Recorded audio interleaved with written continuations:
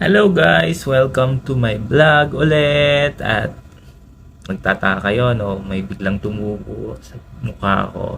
Hindi po yan totoo. Filter po yan. Tiningnan ko lang kasi kung bagay sa akin. Mukhang bagay naman. So, ano kaya? Magpatubo tayo ng balbas? Hindi, joke lang. Hindi naman, wala talaga akong balbas dito. Hindi yan totoo. Hindi totoo. Hindi talaga tutubo dahil wala naman talaga ako. Hindi ako hairy na tao.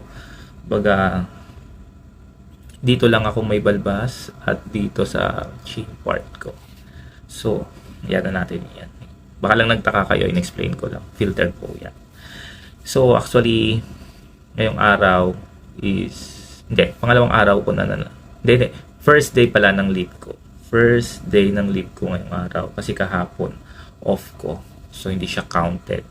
So, off ko kahapon, then start ng leave ko today. So, actually, dapat nung auno pa nag-start yung leave ko. Kaso lang, nakiusap sa akin yung mga kasama ko sa trabaho na bago ako mag-leave, kung pwede tapusin ko muna lahat ng report. Kasi end of the month nga siya, mahirap siya.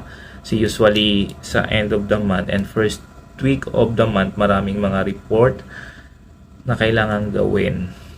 Sa mga nagtatrabaho, alam yan, lalo na sa mga sa opisina, sa retail, sa lahat naman ata mga report na yan pagtapos ng buwan, katapusan ng buwan at unang linggo ng buwan. So ayun, usap sila, natapusin ko muna ang mga report. Hindi ako manager guys, huwag kayong hindi ako manager. Baga, normal na empleyado lang ako sa isang kumpanya dito. Sa ibang bansa. Pero, yun nga, ginagawa ko yung mga report na yun kasi sa akin siya hindi naman sa akin, kumbaga, paano ko ba explain? Sa akin binigay ang responsibilidad na yun. Tama ba? Na hindi ko naman siya responsibilidad actually. Kumbaga, tumutulong lang ako. Bahala na kayo mag-intindi. Basta yun na yun. Huwag nyo nang paanohin. So, yun nga, tinapos ko nung Monday ito, tinapos ko. Pero, natapos ko naman. So, kumbaga, lahat ng bago ako umalis, gumawa ako ng mga rota ng mga empleyado at tinapos ko din yung food allowance nila, overtime, ano pa ba, pinakiusap sa akin ng manager ng BM na kung pwede tapusin ko bago ako umalis yung sa floor covering department at sa gallery, sa interior, sa departamento ko rin, sa interior department. Tinapos ko muna lahat bago ako umalis. Yun, ulit tayo. And kanina pala, speaking, may napanood ako magandang, hindi siya vlog, a short clips sa TikTok, kumbaga nakita ko. May magandang sinabi yung isang TikToker, hindi ko TikToker sa ata yun siya or vlogger, hindi ko alam. Basta lang siya, lumabas lang siya. Tapos pinanood ko lang. Hindi ko nga naalala pangalan niya. Then, sabi ko, ganda, totoo mga sinabi niya. 3 bagay or 3 things na para maging masaya ang isang tao. Tama ba? Mga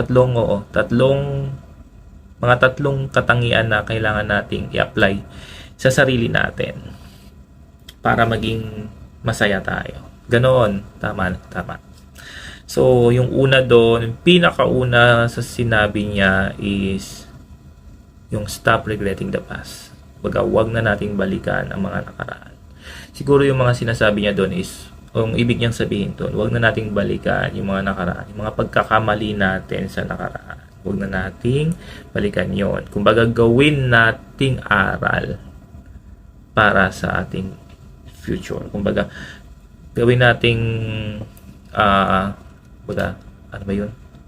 Tama, gawin nating aral para sa hinaharap.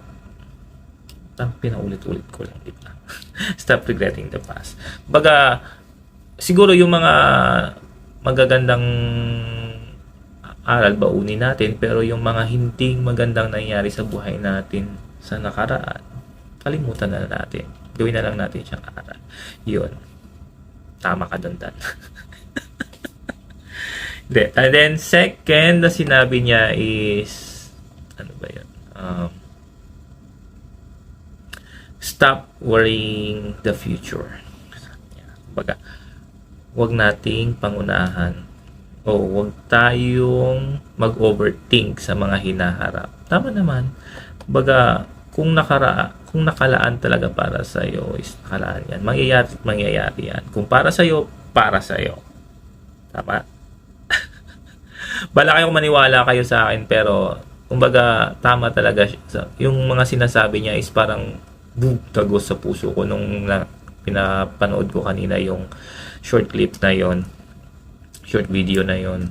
Kasi tama naman talaga na bakit ko i-worried yung future. O andun tayo, nag-iisip tayo para sa kinabukasan natin. Pero wag naman tayo mag-isip, ganun, paano pag ganito, paano pag ganun.